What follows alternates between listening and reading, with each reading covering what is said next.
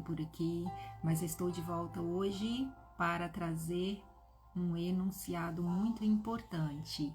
1000 gerações prostrando-se em adoração, né? Para entoar o quê? A canção eterna ao Cordeiro. Seja muito bem-vinda. Eu sou Renata Tom e eu não sei se vocês acompanharam, né? Há umas 2 semanas atrás eu estive ali passando por um processo de um pré-diagnóstico com uma inflamação no olho e eu fiz um desafio e esse desafio foram, né, durante o protocolo ali da orientação do médico, que eram as compressas, estar fazendo ali juntamente 7 dias de louvor, 7 dias, né, de muita adoração, de muita rendição a Deus, de muita confiança, de muita fé, de muita esperança, juntamente com os 7 dias de compressa. E hoje eu venho falar, né, das grandes bênçãos que o Senhor, né, tem derramado na minha vida, e eu não poderia deixar de dar um breve testemunho, né, do que foi vivenciar esse processo. E eu começo dizendo o seguinte: tem um devocional que eu estava fazendo há poucos dias e ele está intitulado como Alternativas para a Preocupação, porque sim, quando a gente pega, né, um pré-diagnóstico, a gente está passando por alguma aflição, por alguma dificuldade na vida, é muito natural e é muito normal que sim, a gente vá para esse lugar, né, de preocupação. O que é uma preocupação? É um sentimento de que aquilo que a gente está vivenciando venha de fato se concretizar como algo negativo. Por exemplo, quando você está fazendo uma bateria de exames, se você está presente, né, a um pré-diagnóstico, né, vivenciando um pré-diagnóstico, é natural que você tenha preocupação com o resultado, né? E aqui nesse relato ele diz o seguinte: um homem cumpridor da lei recebeu uma mensagem de voz dizendo: "Sou policial fulano. Por favor, ligue para esse número." Imediatamente o homem teve medo de que, de alguma forma, tivesse cometido alguma infração. Ele estava com receio de retornar a tal ligação e, preocupado, passou noites em claro. O policial, então, nunca ligou de volta, mas aquele homem levou 2 ou mais semanas de preocupação até essa preocupação desaparecer. Então, sim, quando a gente está aí vivenciando, né, algumas situações delicadas na vida, como um pré-diagnóstico de saúde, é muito natural que a gente vá, né, para esse lugar de medo, de insegurança, né, de desconforto, o que vai ser, como que vai ser, o que dará nesse resultado. E muitas das vezes existem muitas pessoas que não encaram com naturalidade. Umas ignoram, não vou atrás, não quero ver, né? Outras sim encaram. E de onde vem, né, essa confiança, essa certeza de encarar? Não, eu quero ver. Por que eu estou dizendo isso?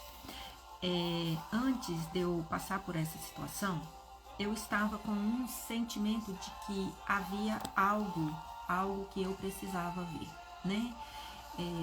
A alma sabe e sente. A alma sabe e sente, e ela dá sinais. E eu estava com um certo desconforto, que havia algo que eu ainda não precisava ver. E como eu trabalho muito com sistêmica, eu já me atentei aos sinais do que estava acontecendo, né? Dos atendimentos que eu estava fazendo, situações das quais eu estava sendo levada, né, a trabalhar com as clientes. E aquilo foi falando muito profundamente comigo e trazendo para mim: existe algo aqui que eu preciso ver. Então eu comecei a dar o comando: alma, eu quero ver, alma, eu preciso ver. E sim, de fato eu vi. Após um dado período, eu tive uma percepção do que estava acontecendo. Eu fui levada para um momento de catarse muito profunda, porque nós trabalhamos com alma, e alma, se a alma não sentir, se não sentir, não faz sentido.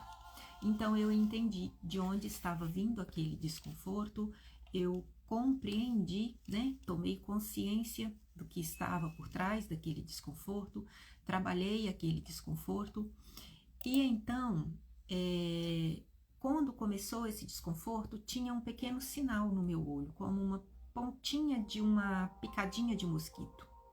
E durante esse trabalhar todo eu fui me observando.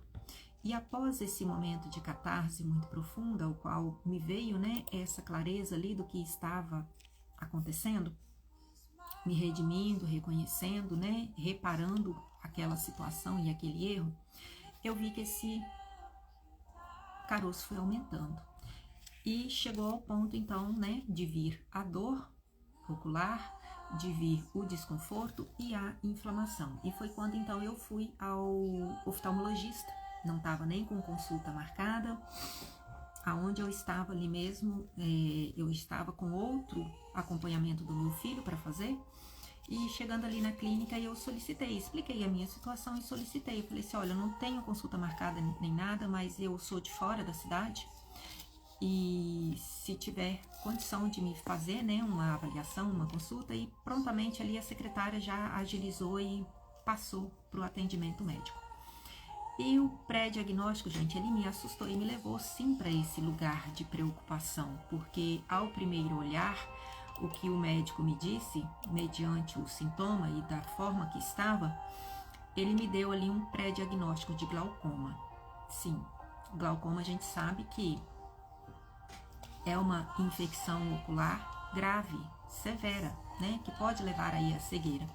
E sistemicamente, quando a gente olha, né, para os sintomas, eles estão nos dizendo o quê? Uma mensagem. Qual é a mensagem? Há algo disfuncional, ou seja, tudo que vem para o físico, tudo que, né, se apresenta no nosso físico são sintomas. Esses sintomas, eles querem nos dizer algo. Preste atenção, há algo disfuncional no seu corpo. Seu corpo não está funcionando perfeitamente. Mas quando nós olhamos para as emoções, tem um livro da Louise Hay que ela diz o seguinte, ela trabalha todos os sintomas, então eu vim para dar uma olhada, e o glaucoma, ele está classificado, né, a nível emocional como uma recusa-se terminantemente a perdoar, pressão exercida por mágoas duradouras, derrota por tudo. E quando a gente olha, né, para a questão dos olhos, dentro desse contexto desse livro, olhando para as emoções, os olhos, ele é a representatividade, né? Ele representa o quê? A capacidade de ver claramente, né? Quem não tem uma visão clara, quem não consegue enxergar, ele não consegue ter, né, essa capacidade com total clareza, né, de ver as coisas, de ver o outro, de ver o mundo. Mas olhando emocionalmente, as causas prováveis são uma incapacidade de olhar para o passado, presente e para o futuro, né? E ali eu comecei a me questionar, falei, sim, Senhor, eu sei que eu estou sendo muito bem trabalhada e eu estou entrando em lugares muito profundos, porque dentro da sistêmica, trabalhando a alma, a gente vai aí abrindo sim essas gavetas, e quando vem esses desconfortos, né, aí a gente vai dando esse comando à alma, eu quero ver, a gente vai, né, de encontro a essas gavetas. E olhando para situações das quais eu estava vivenciando, eu não me sentia aqui nesse lugar, né? Como o glaucoma, ele está caracterizado por uma recusa terminantemente a perdoar. Eu falei, não, eu já trabalhei em muitas questões, né? Mas será que esse perdão e esse, né, perdoar só o outro, ou entraria também como um auto-perdão? Então eu comecei a me avaliar diante dessas situações. Mas aonde eu quero chegar com isso? No autoconhecimento, né? A autopercepção de quando a gente consegue, né, identificar, se entender, né, o que está se passando ali. E claro, gente, claro, sempre o quê? Com o clamor e com a orientação do Altíssimo. Deus, eu quero ver, eu preciso ver. E eu fui sendo levada, né, para esses lugares aí onde Deus foi, primeiramente, acalmando o meu coração. Eu levei aquele baque quando eu peguei ali aquele pré-diagnóstico, eu confesso, veio essa preocupação, por isso eu comecei falando aqui sobre a alternativa, né, para a preocupação, porque é muito natural que quando a gente se apega a dadas, né, e a determinadas situações muito delicadas e difíceis, a gente questionar: aonde está Deus nessa hora? Por que me abandonastes? Eu fiz tudo certo? Por que comigo? Por que com o meu parente próximo, né? Então a gente vai para esses questionamentos e muitas das vezes a gente até vai para um lugar de se rebelar e de se revoltar contra Deus. E aqui eu quero trazer a palavra que está em Mateus 6, de 25 a 34.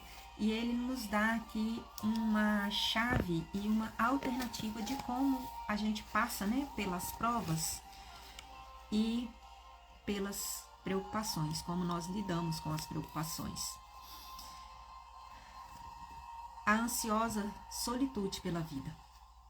Por isso vos digo, não andeis ansiosos pela vossa vida, quanto ao que haveis de comer ou de beber, nem pelo vosso corpo, quanto ao que haveis de vestir, quanto ao que haveis de se alimentar.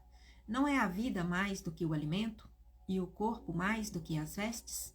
Observai as aves do céu. Não semeiam, não colhem, nem ajuntam em celeiros. Contudo, vosso Pai Celeste as sustenta. Porventura, não valeis vós muito mais do que as aves? Qual de vós, por ansioso que esteja, pode acrescentar um côvado ao curso da sua vida? E por que andais ansiosos quanto ao que vestir? Considerai como crescem os lírios do campo. Eles não trabalham nem fiam. Eu, contudo, vos afirmo que nem Salomão, em toda a sua glória, se vestiu como qualquer um deles. Ora, se Deus veste assim a erva do campo, que hoje existe e amanhã é lançada ao fogo, quanto mais a vós outros, homens de pequenas fé? Portanto, não vos inquieteis dizendo: que comeremos? Que beberemos? Ou como nos vestiremos? Porque os gentios é que procuram todas estas coisas. Pois vosso Pai Celeste sabe que necessitais de todas elas. Buscai, pois, em primeiro lugar o seu reino e a sua justiça, e todas essas coisas vos serão acrescentadas. Aqui vem a chave. Portanto, não vos inquieteis com o dia de amanhã, pois o amanhã trará os seus cuidados. Basta o dia o seu próprio mal.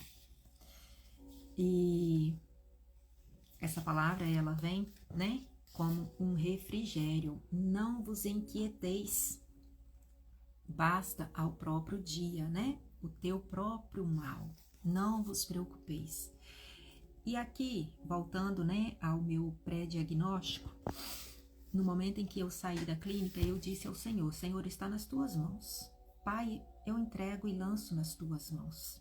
Seja o que for, eu estou saindo com a receita, com o protocolo, eu vou cumprir o protocolo, mas eu sei que eu vou retornar e fazer esses exames e não vai dar nada.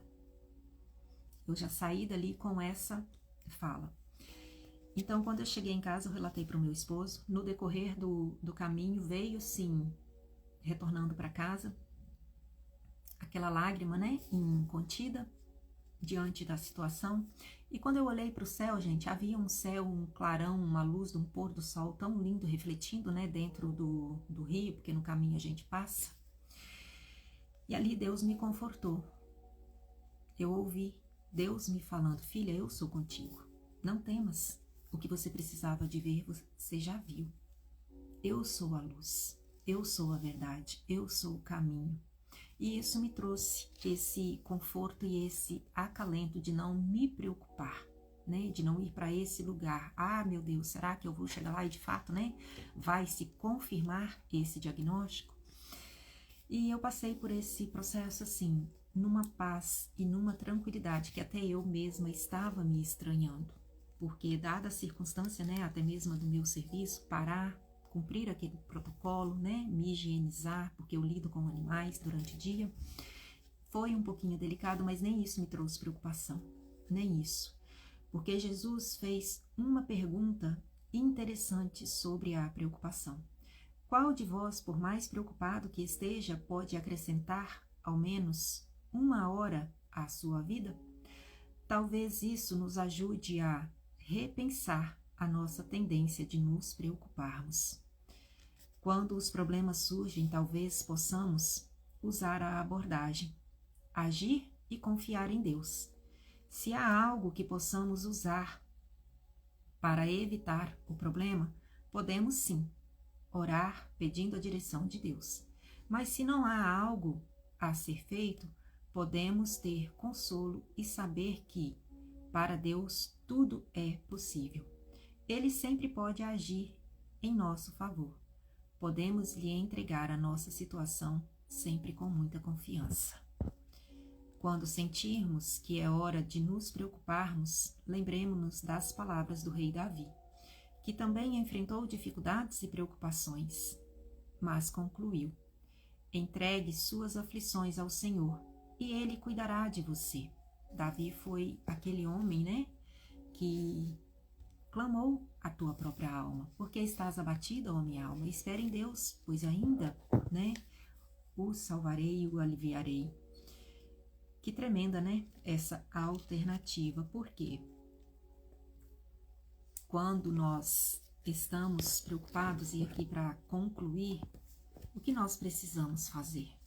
Olhar para os lírios do campo. Jesus nos ensina através de parábolas, e esta parábola, né? Olhai para os lírios dos campos. Nem os pássaros plantam, colhem, ajuntam, mas eles sempre terão o que comer e o que se vestir e onde se esconder. Então eu deixo aqui, né, essa palavra, porque quando nós estamos nesse lugar de filho, nós não questionamos Deus. Nós dizemos: Pai, passe comigo pela prova, porque nós sabemos que em tudo prevalece a tua vontade. E assim, né, eu passei por mais essa prova, porque eu sei quem esteve comigo, quem está comigo em todos os momentos da minha vida, em todas as provas, e por que não, né, passar pela prova cantando louvores, dando glórias a Deus. Então eu deixo aqui, né, esse breve testemunho, porque quando nós damos testemunho, não é sobre o que nós fizemos, porque muitas das vezes nós também estamos nesse lugar de não merecer, né? Receber essas bênçãos, né? Receber esse cuidado do Pai, esse amor do Pai incondicional. Mas quando nós estamos nesse lugar de filho, nós sabemos que sim, e damos glórias a Deus, porque a Ele toda a honra e toda a glória. Mas cumpre a nós cumprir o protocolo, né? Cumprir o que foi determinado ali pelo médico. E eu me lembro que quando eu retornei, né, para fazer os exames semana passada, eu me vi fazendo uma própria constelação dos olhos. E a primeira dificuldade ali que eu enfrentei foi tomar 4 copos de água. Como assim, Renata? Água, o que água tem a ver com os olhos, né? A gente sabe que exames de ultrassom, né, principalmente abdominal e de bexiga, a gente é levada para esse lugar ali de ter que tomar, né, muito líquido, muita água. Para quê? Para a bexiga expandir, e ali a gente conseguir, através do exame, ter uma visualização mais assertiva do que possa estar nos acometendo, né? E aí eu saí, e foi muito interessante, porque o João Lucas me deu total apoio. Quando ele olhou: mãe, quantos copos? Eu falei: filho, 4. E, gente, eu confesso, eu sou muito difícil de tomar água. Às vezes eu tomo água assim, num rompante, mas na maioria do tempo eu sou relapsa com esse cuidado, né? Da hidratação, do tomar água com frequência. E já tô lançando aqui um próximo desafio, né? O próximo desafio aí é: beba água, tá? Quem quiser pode adentrar aqui comigo. E ali ele foi contando comigo: mãe, já foi 1, já foi 2, já foi 3 e já foi 4. Então foram 4. E quando eu retornei, né, para prosseguir com os exames, Eu questionei o doutor, o que tem a ver a água com os olhos? Ele tem tudo a ver, porque a água, né, a gente vai medir agora se houve alteração na pressão ocular, né?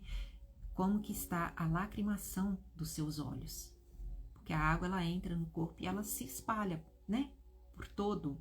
A gente acredita que a água vai diretamente para o estômago, mas ali ela já vai distribuindo, né, para hidratar todo o corpo.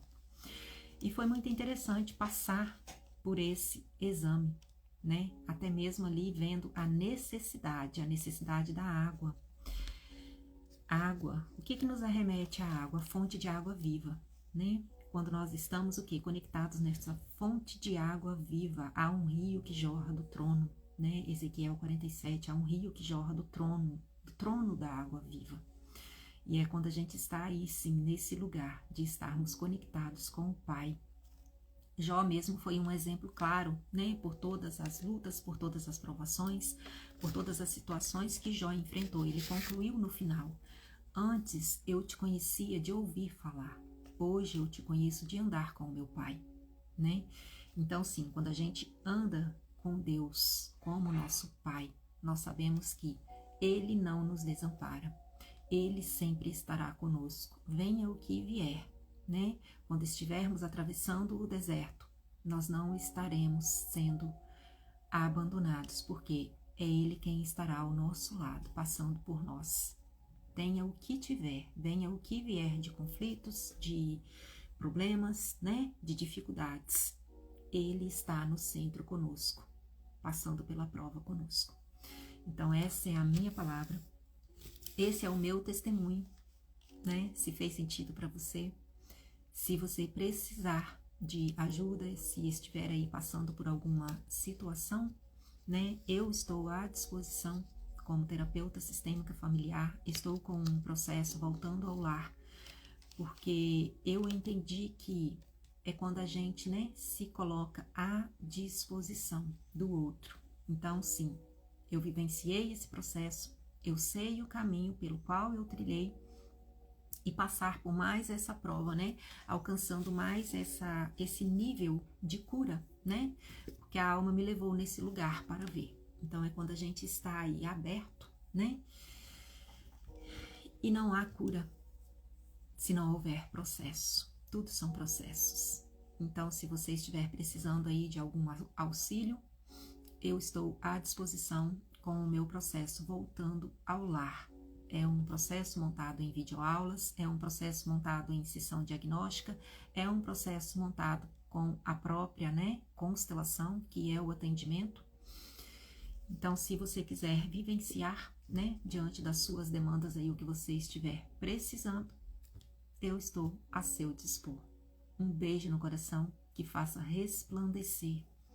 Quando bater a preocupação à tua porta, olhe para os lírios do campo. Um beijo no coração.